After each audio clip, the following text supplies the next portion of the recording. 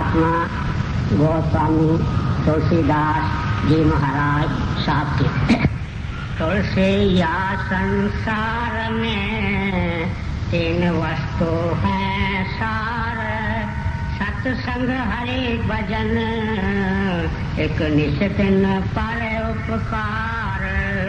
तुलसी या संसार में तीन वस्तु है सार, सत्संग हरि भजन एक निश्चिन पर उपकार। यह गोस्वामी तुलसीदास जी महाराज साहब की वाणी है। आपका मशहूर ग्रंथ रामायण भारत में बड़े प्रेम और श्रद्धा से पढ़ा जाता है। इसके पढ़ने वाले विदेशों में भी हैं। आपके संबंध में कहा जाता है कि आज से करीब 300 साल पहले काशी के अंदर आपका जन्म हुआ और जाति के ब्राह्मण थे, बनिए की दुकान करते थे। शादी हुई, पत्नी से विशेष मोह था। एक दिन पत्नी ने टोक दिया कि जितना मोह आपने मेरे साथ रखा है, अगर इतना मोह राम के साथ आप रखते तो मिट्टी से सोना हो जाते। जिंदगी में मोड़ बदलते हैं, ये टर्निंग पॉइंट्स होती हैं कि एक वाकया तीर का काम करता है और जीवन बदल जाता है। रजब जी दूल्हा बन करके जा रहे थे। बारातियों ने कहा यहाँ दादू दयाल साहब का डेरा है, दूल्हे को माथा टेकवाओ। दादू साहब ने ग्राफ को पढ़ा, भर करके तीर मारा।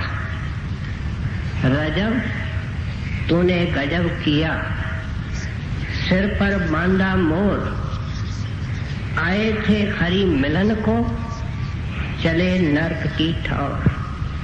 शादी सब करती है, संतों के वचन सब सुनते हैं, लेकिन रजब जी तो पिंगला हो गए। कहने लगे मैंने इस जगह को नहीं छोड़ना। शादी का क्या होगा, घोड़ी पर मेरे भाई को बिठाओ। और दादू दयाल साहब ने रजब जी को महात्मा रजब जी कर दिया। आपने अपने पत्नी को कहा आपने सच कहा है, और साधु महात्माओं के तलाश में निकल पड़े। कहते हैं उस वक़्त के चोटी के महात्मा नाभाजी महाराज, श्री मलुकदास जी महाराज, जिसकी वाणी हम कभी कभी सुनते हैं, वे आपके कॉन्टेम्पोररी थे और बड़े आपसे प्रेम करते हैं, लेकिन आपको आपके गुरुदेव का नाम श्री नर हरिदास जी बताया जाता है। अब रामायण के अंदर आपने रामचंद्र जी महाराज की कथा लिखी है। देखने के अंदर एक महापुरुष की, एक अवतार की कथा है, लेकिन क्योंकि तुलसी साहिब जी महाराज एक परम संत थे, उन्होंने तरीके से रामायण के अंदर संत मत उस समय के अनुसार जब कर्म कांड का प्रभाव था तरीके से डाल दिया। तरीके से तो क्या डाला, प्रारंभ के अंदर उन्होंने संत मत को इनिशिएट किया है और अपने प्रारंभ भूमिका या दीवाचे के अंदर आपने सत्संग की महिमा की है। और जब सत्संग की महिमा होगी तो सत्संग किसका? संत सतगुरु का। और फिर संत सतगुरु क्या अमोलक रतन देता है? नाम, शब्द। जो सारे संतों के शिक्षा जी की केंद्र बिंदु है, फोकल पॉइंट है। आप संतों की महिमा करते हैं, कृपा सिंध नर रूप हरि, कहते हैं ये केवल नर रूप में है, इनके अंदर और उस परमात्मा के अंदर कोई अंतर नहीं। और कृपा के सिंध होते हैं, उसकी दया बांटने आती है। आप ऐसे संतों महात्माओं के सत्संग को जंगम तीर्थ कहते हैं। तीर्थ के पास हमको जाना पड़ता है, ये तीर्थ हमारे पास चल के आता है। संत दौरे करते हैं और आकर के सत्संग के द्वारा, अपने दया दृष्टि के द्वारा जीवों के मन की मैल को साफ करते हैं। फिर जहां तक नाम का सवाल है, आपने तो कोई कमी और कसर नहीं छोड़ी। जब आपने लिखा, कहां लग कहूं नाम बढ़ाई, राम न सके नाम गुण गाई। कहते हैं नाम की महिमा तो अनंत अपार है, इसको तो रामचंद्र जी महाराज भी नहीं इसकी महिमा गा सकते। आपने वहां इस शंका का निवारण किया है कि कोई इसको गलत अर्थ न लगाए। आपने लिखा है कि रामचंद्र जी महाराज एक महान हस्ती थे, लेकिन उन्होंने अपने जमाने के अंदर काम किया और कुछ जीवों का उद्धार किया। और ये नाम तो परमात्मा की सृजनहार शक्ति है और संत इसके देहधारी रूप होते हैं। ये तो अनाद काल से जुगों से जीवों का उद्धार करती आई है ये शक्ति। इसलिए मैं कहता हूं, कहां लग कहूं नाम बढ़ाई, राम न सके नाम गुण गाई। रामायण के अंदर जिसको संतों ने कोई भेद दिया है, उसको ही संतों की वाणी सही रूप में समझ में आती है। पढ़ने वाले बेअंत हैं, लेकिन न समझने के कारण क्या हो रहा है, ये सब कुछ हमारे सामने है, कहने की कोई जरूरत नहीं है। इसलिए आज इस महात्मा के और भी ग्रंथ हैं। एक आपकी पत्रावली है, न्यामावली है, फिर दोहावली है। उनमें से आपके कुछ दोहे ले रहे। ध्यान से सुनने से साफ जैसे दूध से माखन निकलता है, ऐसे संत मत की सारी टीचिंग्स और सिद्धांत आपके इन दोहों से प्रकट होते हैं। अब प्रारंभ के अंदर आप फरमा रहे हैं, तुलसी या संसार में 3 वस्तु है सार। वो कौन सी? सत्संग, और फिर भजन, हर भजन, नाम, शब्द, और फिर निस्दिन परोपकार। कहते हैं उस सतगुरु की महिमा है, वो सार है जो रात और दिन देता है। जैसे पत्थर रात और दिन दया करता है। अब हम इंसान को पुरुष कहते हैं, लेकिन जो हमारा मालिक है उसको हम सतपुरुष कहते हैं। क्यों? कि पुरुष फना है, सतपुरुष लाफना है, अमर अजर अविनाशी अजूनी अकाल अटल है। इस तरीके से दुनिया में परमात्मा के नाम असंख्य हैं, लेकिन जिस नाम की महिमा संत करते हैं वह सतनाम है, नाम जो अमर है, लाफानी है। इस तरह सतगुरु की महिमा है, सतगुरु मेरे सदा सदा। सतगुरु को हम देह तक महदूद करते हैं, ये हमारे समझ का फेर है। सतगुरु महान शक्ति है जो देह धारण करती है। इसलिए गुरु साहब कहते हैं, सतगुरु मेरे सदा सदा, ना आवे ना जावे। वे अविनाशी पुरुष हैं, सब में रहे समाये। इसलिए कहते हैं इन 3 वस्तुओं को छोड़ करके बेटा संसार के अंदर सब वस्तु असाड़ है, फना है, नाशवंत है। तू इन फना और असार चीजों के साथ चिपका हुआ है। कबीर ने क्या लिखा? सार को छोड़ असार से लिपटी। ये दुनिया के अंदर रहने का कारण बता दिया कि सार को इसने नहीं पकड़ा, असार को पकड़ के बैठा है, उसके साथ लिपटा हुआ है, चिपका हुआ है। कहते हैं प्यारे, इस चक्कर पे चढ़े हुए तेरे को जुग हो गए, अब इनसे छुटकारा पाना है, खुशी और शांति की तलाश। ऐ बंदा, तुमने जुगों से की, आज हाथ मसलते बैठे हो, अरमानों के कांटे तेरे को लगते हैं, सुख नहीं, चैन नहीं, आराम नहीं, क्योंकि तुमने अषाढ़ को पकड़ा है। इस साढ़ को पकड़ो। अब इस महापुरुषों की वाणी का कोई भाव होता है। भावना क्या है कि इस वाणी को सुनने वाला, इस वाणी को पढ़ने वाला, इसको पढ़ करके उन सार वस्तुओं की खोज करे, उनकी खटक रखे, उनकी फिक्र रखे। ऐसा महापुरुष कहाँ, ऐसा सतगुरु कहाँ, जो उस परमात्मा के अंदर अभेद है, एकमेक है। ये सोच सोच करके घबरा जाता है। बेअंत साधु, सो कॉल साधु, कमाई वाले साधु, मुझे कैसे पता चले कि ये महात्मा उस परमात्मा से एकमेक है। संतों ने इसका उपाय बताया कि तुम उस परमात्मा की शरण लो और उसके चरणों में अरदास करो कि ऐ मालिकों के मालिक। एक शाह होता है, दूसरा शहंशाह होता है, एक धनी होता है, एक परम धनी होता है। ये मालिकों के मालिक, जिसको कुल मालिक बड़े महाराजी कहते थे। आप अपनी दया से मुझे ऐसे महात्माओं के चरणों में पहुंचाओ जिसके और आपके अंदर कोई फर्क नहीं, जिसके अंदर आप साकार हैं, जिसके अंदर आपने मुजस्सिम रूप अख्तियार किया।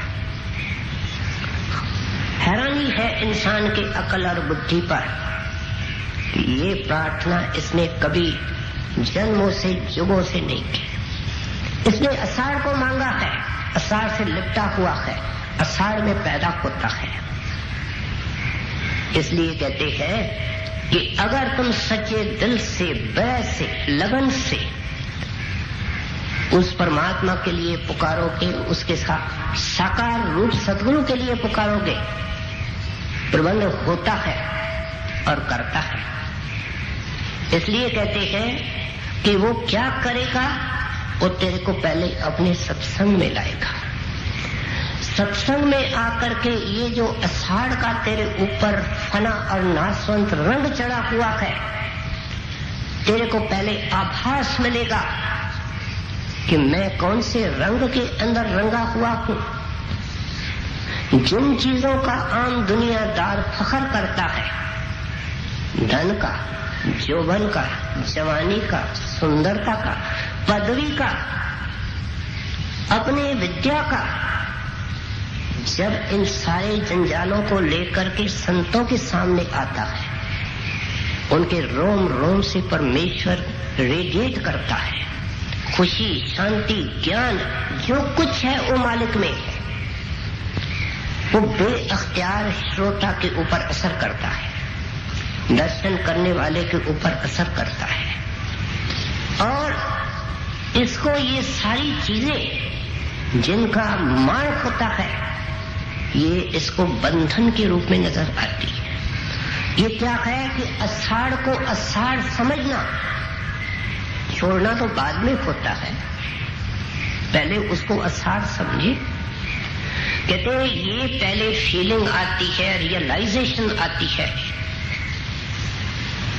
रियलाइजेशन आती है विथ फ्राइटफुल इंसिस्टेंस कि मैं तो जन्मों का अंधा हूं, मैं तो जन्मों का अज्ञानी हूं। मैंने तो इस पट्टी को कभी उतारने की कोशिश नहीं की। मैंने तो इस पट्टी को और कस के बांधा हुआ है। इसका आभास हमको संतों के सत्संग में आता है। हम नेक है या बद है, देखा जाए हम सारे ही बद हैं। क्राइस्ट को किसी ने डिसाइपल ने कह दिया गुड लॉर्ड, तो क्राइस्ट ने उसको वहीं रोका। हु इज गुड, कौन नेक है? आपने उनको समझाया उस परम पिता के सिवाय कोई नेक नहीं। इसलिए कहते हैं कि अगर तुम नेक हो या बद हो, नेक तो इंसान तब तक समझता है जब संतों के सामने नहीं गया। तो तुम अपने पापों से मत घबराओ, जाओ ऐसे महापुरुष का दर्शन करो, उनके अनुभवी वचन सुनो, उनको मन के अंदर धारण करो, उनको अपने जीवन का हिस्सा बनाओ। तुम कुछ से कुछ हो जाओगे। सारा इस दुनिया का रंग, अषाढ़ का रंग उतर जाएगा। तेरे को कदर आएगी कि सार क्या है। इसलिए आप समझाते हैं कि ऐसे संतों महात्माओं के सत्संग और उनका दर्शन और उनका नाम, ये सार वस्तु है। स्वामी जी महाराज ने लिखा सत्संग सच्चा, सतगुण सच्चा, नाम सच्चाई क्या कहूं बखान। आप भी इन तीन वस्तुओं को सार बताते हैं।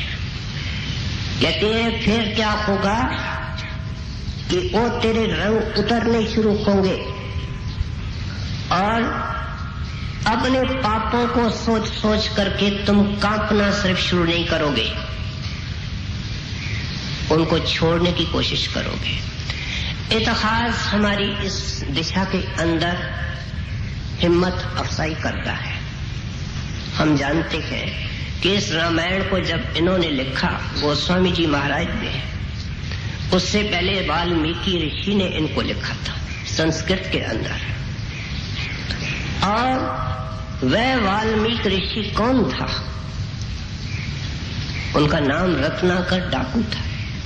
क्या क्या उसने नहीं किया था, लेकिन साधु ने उनको साधु बता दिया, उसको अषाढ़ से छोड़ करके सार वस्तु दे दी। आज तो उस असली नाम से उनको जानता तक कोई नहीं है। बड़े आदर से उनको हम याद करते हैं, उनके कृत्यों को पढ़ते हैं। कहते हैं अजामेल का इतिहास पढ़ो, पापी था, कोड़ा राक्षस था, विद्येचन चोर था, सज्जन ठग था, इस तरीके से गन का वैश्या थी। लेकिन इतिहास हमको कहता है, पुकार के कहता है कि संतों की संगत करके उन्होंने बहुत ऊंच गति पाई। तो ऐ बंदा, तुम क्यों निराश होते हो? तुम्हारे गुनाह कितने भी भारी है, उससे भी भारी है उसकी रहमत और दया। वो एक नजर से कुछ कर देते हैं। इसलिए तुम चेत करके सचौटी से, नेक नीति से, प्रेम से उनकी संगत करो। और सत्संग से क्या पिकअप करेगा कि उधार नाम की कमाई से होता है। नाम की कमाई की विधि इसको मिलती है, जिसको नाम दान कहते हैं, और ये नाम की कमाई के अंदर लग जाता है। ये टू फोल्ड अप्रोच होती है, अपने आप को नेक बनाना, नाम की कमाई करना। इस विषय को ये महात्मा आगे चल करके खोल के समझाते हैं। कहते हैं भाई अब वक्त आ गया है तेरा, मेरे वाणी को सुनने वाला, मेरे वाणी को पढ़ने वाला। तुलसीदास जी महाराज फरमा रहे हैं कि तुम असार को छोड़ो, पकड़ो इन सार वस्तुओं को, निकलो इनके तलाश में। तेरी तलाश भर सवाब होगी, पूर्ण होगी, क्योंकि तुमने मालिक का सहारा लेकर के तलाश की और तेरा मनोरथ भी पूरा हो जाएगा। महात्मा की आगे चल करके कोई बाहर की निशानियां बताते हैं, फिर हमारे ऊपर कैसे दया हो सकती है, हम अपने ऊपर कैसे दया कर सकते हैं, इस विषय को खोल करके समझाते हैं। तुलसी या संसार में तीन वस्तु हैं सार, सत्संग हरि भजन एक निश दिन पर उपकार सकल कामना हीन वे राम भगति रस लीन सदा चरण यूं रत रहे तुलसी जो जल मीन। अब ऐसे महात्माओं की दशा और दिशा क्या होती है, आप उसको समझाने के लिए एक बाहर की मिसाल दे रही हैं और वह मछली की है। हम जानते हैं कि मछली का पानी से क्या रिश्ता होता है। हम अपने मन की अवस्था देखें, किसी चीज को खा खा करके, देख देख करके, सुन सुन करके मन उब जाता है, क्योंकि मन वैरायटी का आशिक है। सत्संग में भी हम आशा रख के आते हैं कि कुछ नया सुनने को मिलेगा, ये कुदरती है, क्योंकि मन वैरायटी का आशिक है। इसलिए आप समझाते हैं कि संत महात्मा इस मन के दायरे से ऊपर गए हैं और उनका रिश्ता परमात्मा से ऐसा है जैसे जल के साथ मीन का होता है।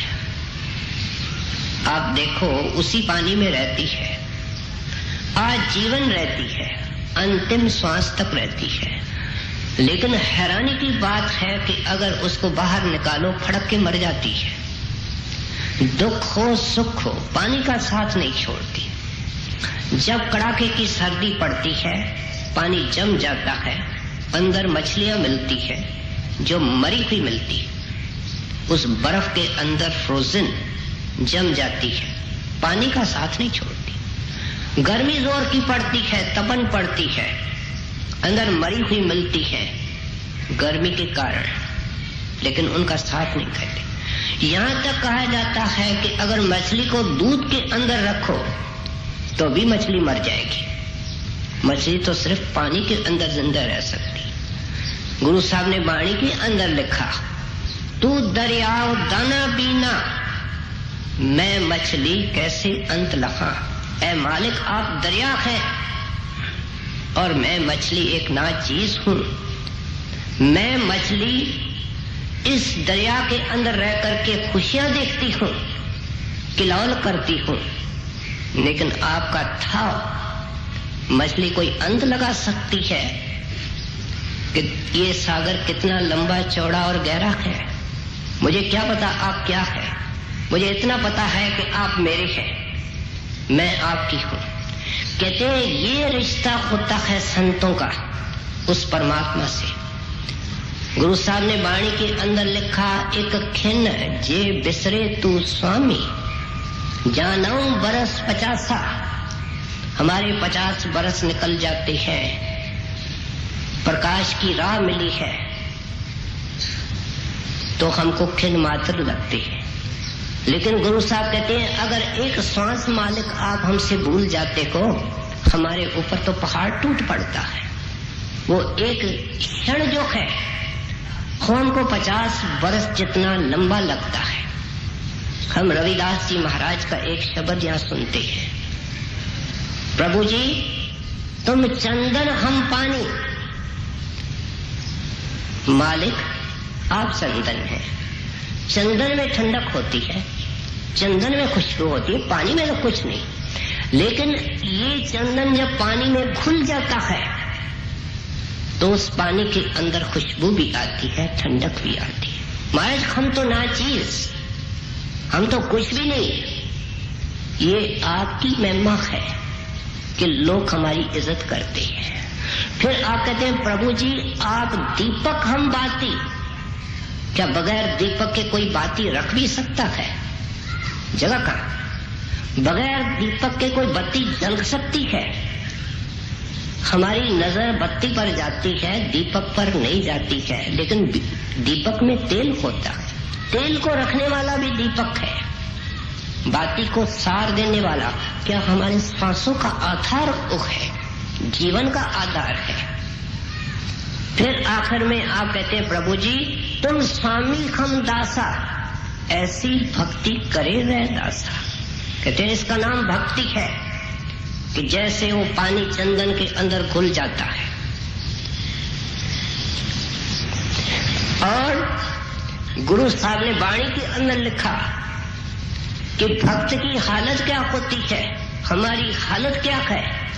अब लालन स्यों मेरी प्रीत लगी, छोड़े ना छूटे तोड़े ना टूटे, माधव ऐसी खींच तनी। उसने हमारे सारे तमन्नाओं को मिटा दिया, एक रस्सी से बांध दिया। वो प्रेम की रस्सी है, भक्ति की रस्सी है, और ऐसा तान करके बांध दिया है कि हिलने के लायक नहीं, सोचने के लायक नहीं। भक्त भगवंत के अंदर समा जाता है और भगवंत भक्त के अंदर समा जाता है। सारे गीता का ये सार है। मेरे शरण में आओ, मैं तेरे को संभालूंगा, तेरे पापों को भी संभालूंगा, सब कुछ करूंगा। मेरे शरण में आओ। शरण इसको कहते हैं, उसके अंदर समा जाना। यहां से शरण की शुरुआत होती है। महाराज जी जो आप करते हैं अच्छा है, ये तो शरण की शुरुआत है। शरण अंदर जाकर के पूर्ण होती है पार ब्रह्म में, जब आत्मा तन और मन के दायरे से निकल जाती है। इसलिए कहते हैं ऐसे संत महात्मा परमात्मा में इस तरह अभेद और लीन होते हैं जैसे मछली और पानी का रिश्ता होता है। और सकल कामना रहित, उनकी कोई कामना नहीं होती है, उनकी कोई इच्छा नहीं होती है। वो मालिक के भाने के अंदर रहते हैं। ऐसे उच्च कोटि के महात्मा इसलिए गृहस्थ में आते हैं, धंधा आम करते हैं, आम लिबास पहनते हैं, आम आदमी की तरह बात करते हैं, दिन में कई बार करते हैं। आपकी क्या राय है? मुझे इस बात का कोई पता नहीं। इतने अनजान बन करके रहते हैं, अपने आप को छिपा करके रखते हैं। उनके अंदर कोई कामना नहीं होती है। जिसको परमेश्वर मिल गया उसके अंदर क्या कामना रह सकती है। इसलिए आप समझाते हैं कि वो कभी करामत नहीं दिखाते। करामत दिखाना क्या है? परमेश्वर कुछ चाहता है, उसने इसको गरीब रखा है, ये इसको अमीर करता है, उसने इसकी जिंदगी समाप्त की है, ये उसको जिंदा करने की कोशिश करता है। इंसान ने परमात्मा को पंख नहीं दिए, ये रिद्धि सिद्धि लेकर के हवा में उड़ता है।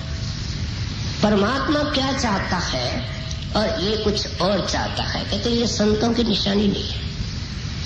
हजूर स्वामी जी महाराज आजकल के कलयुग के जमाने के अंदर एक परम चोटी के महात्मा हुए, हम जानते हैं। एक बार आप बैठे थे, कुछ कमाई वाले सत्संगी बहन भाई आपके पास बैठे थे। एक गांव के लोग आए, कह लगे महाराज आपकी बड़ी महिमा सुनी है, हम बहुत परेशान हो रहे हैं और आप हमारे यहाँ वर्षा करवा दो, अकाल है। स्वामी जी महाराज खामोश। वो दूसरी बार बोले, तीसरी बार बोले, महाराज दया करो, दया करो। तो एक कमाई वाली भजन करने वाली उनकी प्रेमिन वहां बैठी थी, उसका नाम विष्णु जी था। वो बोल पड़ी कि कोई फिक्र न करो, जाओ अपने गांव में, कल वर्षा हो जाएगी। वो चले गए। जब वे चले गए तो स्वामी जी महाराज ने उस प्रेमिन को खींचा कि जब मैं खामोश था तू क्यों बोली? कल वर्षा लिखी हुई नहीं है प्रकृति के नियमों के अनुसार, तुमने कैसे कह दिया कि कल वर्षा हो जाएगी? कहेंगे महाराज अब मेरी लाज रखो, मैं आगे के लिए गलती नहीं करूंगी। तो स्वामी जी महाराज ने कहा ठीक है, थोड़ी सी वर्षा होगी लेकिन आगे के लिए ये गलती नहीं करना। आपके घर से, जिसको हम राधा माता जी कहते हैं, बड़ी ऊंच गति की महात्मा खुद थी, उनके भाई का एक लड़का था और सारे खानदान में वो एक लड़का था। छोटा था, बीमार था, उसको ले आए। कहने लगे महाराज इनके खानदान में एक यही तो लड़का है, देखो इसकी क्या हालत है, आप दया करें। स्वामी जी महाराज ने कहा ये जाने वाला है, जाने वाले को कोई रोक नहीं सकता। कहते हैं आप सब कुछ कर सकते हैं। सुनिए स्वामी जी महाराज क्या कहते हैं। कहते हैं मैं ये कर सकता हूं कि जितने साल तू चाहे, आप चाहे, मैं अपनी जिंदगी के इसको दे सकता।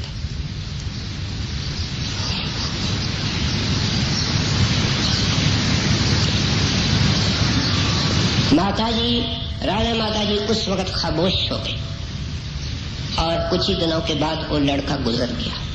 कहते हैं संतों की ये निशानी होती है, जब वो प्रभु में समाये होते हैं तो उनकी बाकी इच्छा और कामना रहती कहाँ है। जब वे उनसे अलग होते हैं, हम उनसे अलग हैं, इसलिए हमारे अंदर कई ख्वाहिशें हैं, कई तमन्नाएं हैं। कहते हैं उनकी कबीर साहब ने वाणी के अंदर लिखा है, स्वामी सेवक स्वामी एक मत, जो मत में मत मिल जाए। एक मन मत है, एक गुरमत है।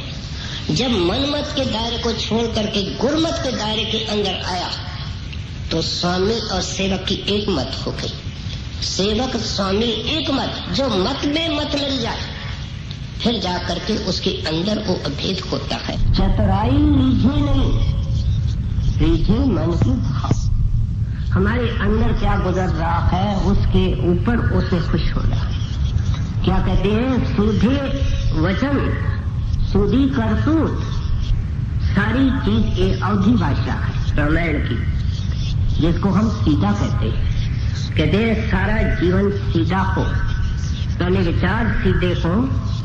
हम सोचते कुछ और हैं, बोलते कुछ और हैं, करते कुछ और हैं। ये क्या है? इसको कपट कहते हैं। अब आप खुद देखो, तीर अगर टेढ़ा है निशाने को कैसे लग सकता है? हमारा निशाना क्या है? नाम। हमारा निशाना क्या है? सतदेश। क्या टेढ़ा आदमी वहां जा सकता है? टेढ़ा सत्संगी वहां जा सकता है जिसके अंदर कोई चीज सीधी नहीं हुई? देखो प्रारंभ से कह रहे थे, शेख फरीद का कलाम सुना था, जमीन टेढ़ी भक्ति का मैल कैसे बन सकता है? फरीदा मन मैदान का, पहले इसको सीधा कर। ये सत्संग में आकर के भी चतुराई को नहीं छोड़ता, कपट को नहीं छोड़ता, अक्ल बुद्धि को नहीं छोड़ता। एक महाराज जी से इंटरव्यू लेने आया, बड़ा विद्वान था, हजूर महाराज से। क्या कहता है कि महाराज जी आप सत्संग में जब कभी इशारा करते हैं तीसरे तिल का, तो ये उंगली आप इधर ले जाते हैं, लेकिन आपने तो कभी किसी जगह रखी नहीं। अब मैं सिर्फ इंटरव्यू इसलिए लेने आया हूं कि मुझे उंगली रख करके बताओ कि वो कौन सी जगह है। महाराज कहा कि तेरे को तो जिंदगी में कुछ मिलने वाला नहीं। अगर वो शरीर में बाहर कोई चीज होती तो मैं हाथ रख करके बताता, वो बाहर शरीर में नहीं है, वो तो तेरे अंदर है। अब जब तुम भजन तो करता नहीं, जब भजन करेगा तो ये सवाल ही नहीं पूछ, क्योंकि भजन करने से वो तेरे को जगह और स्थान और नुक्ता, वो पॉइंट, वो बिंदु अपने आप सामने आ। अभ्यासी को पता लगता है मैंने अपने ध्यान को किस स्थान में रखना है, किस बिंदु में रखना है, पूछना ही नहीं पड़ता। इस तरह का एक और विद्वान महाराज के पास आया। सब सत्संगी तो होते, भजन करते नहीं है, महाराज के सामने जाते हैं इंटरव्यू, और सब झूठी बातें बना करके इंटरव्यू लेते हैं। वो पूछता है महाराज ये जो आपने भजन का तरीका दिया है कि सुरत 9 द्वारों को छोड़ करके शब्द को पकड़ के ऊपर जाएगी, अगर ये ऊपर चली जाए और वापस न आवे फिर क्या होगा? महाराज ने कहा सत्संगी के अख्तियार में नहीं है ऊपर जाना, लेने वाला ले जा सकता है, और जो ले जाता है वो बखूबी वाकिफ होता है कि कब इसको वापस छोड़ना है, इसमें कोई गलती नहीं होती है। इसलिए कहते हैं जब तुम इस तरह का हिसाब रख करके बैठे हो, क्या तुम्हारा सत्संग है? अब ये जो हम बातें सुन रहे हैं ये सब क्या है कि हमारे अंदर ये सब नुक्सों के ढेर, कपट के ढेर हैं। ये कुछ हटे, कुछ मैदान साफ हो तो वो भी पैर रखने की कि उनकी कोई जगह बने। इसलिए कहते हैं कि तुम अपने सारे जीवन को स्ट्रेट आउट कर दो। स्ट्रेट आउट करने का मतलब वो अपने अवगुणों के ऊपर पड़ताल करता है। हाँ भाई मेरी गलती है, भाई मैं गलतियों के अंदर तो हूं, मैं तो एक गुनहगार बंदा हूं, भूलन खार हूं। वाणी के अंदर आया अभुल एक करतार, उस पर करतार को छोड़ के बाकी सब भूल के अंदर है, गलती के अंदर है। कहते पहले इसने अपने जीवन का ये एटीट्यूड तक नहीं बनाया, ये दृष्टिकोण नहीं बनाया तो बने क्या? कैसा सीधा बनना है। बड़े महाराज जी का एक सत्संग लगा हुआ था। भाई बेले की बात हमने सुनी है कि भाई बेला कितना सीधा था और गुरु साहब उसके अदा पर राजी हो गए। नाम मिलने से पहले उसकी सूरत अंदर लग गई।